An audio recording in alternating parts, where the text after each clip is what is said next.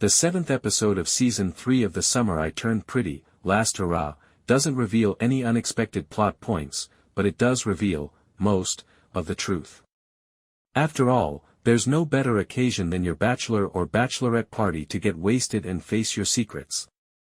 Belly's suppressed affections for Conrad are nearly enough to keep her sober when she takes a couple impulsive tequila shots. Because we haven't heard anything about Jeremiah's, we were on a break, cheating since episode 3, I've been annoyed by the lack of recognition of it this season. But the authors of The Summer I Turned Pretty and Jenny Han were the ones I should have believed. They are really skilled at revealing a secret at the ideal dramatic time. Everything now makes sense to Conrad when he hears Jeremiah, Redbird, Tanner Zagarino, and their frat pals excitedly talking about Jeremiah's illegal spring break get-together. Conrad has an opportunity to reveal his affections for Belly all of a sudden. After what Jeremiah had done, how could she really be content with him? Since the start of the season, I've been asking myself that same question every week. We could now examine Conrad Fisher's proclamation of love in the moonlight in great detail. In summary, you could really feel the pain underlying Bryony's words, and his performance was heartbreaking. His admission is a fantastic continuation of the previous 2 episodes of The Summer I Turned Pretty, which focused on Conrad's experiences and drew attention to the conflict between Belly and the oldest Fisher sibling.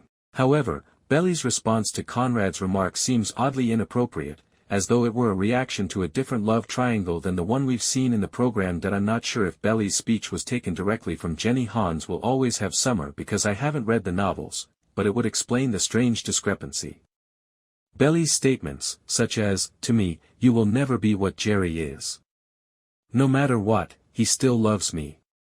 When things get tough, he doesn't take it away." It doesn't seem like a real reaction to Belly's feelings or the events of this season to say, "Nobody has ever treated me the way that he does, and, most icily, you and I were never anything."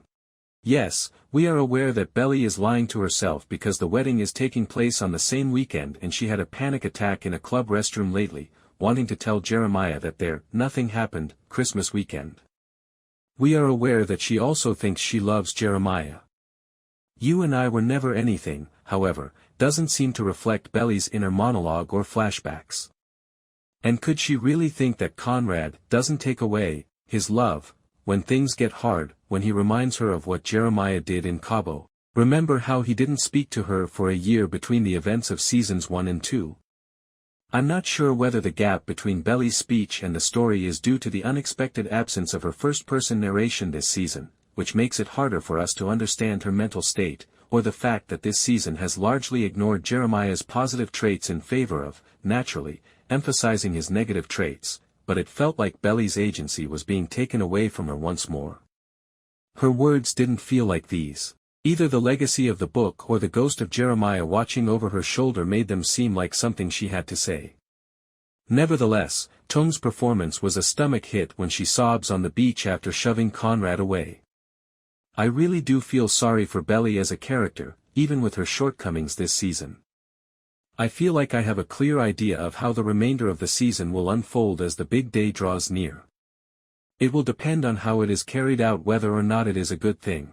However, in terms of drama, The Summer I Turned Pretty Season 3, Episode 7 really went for the kill. I can only imagine how hot the wedding will be.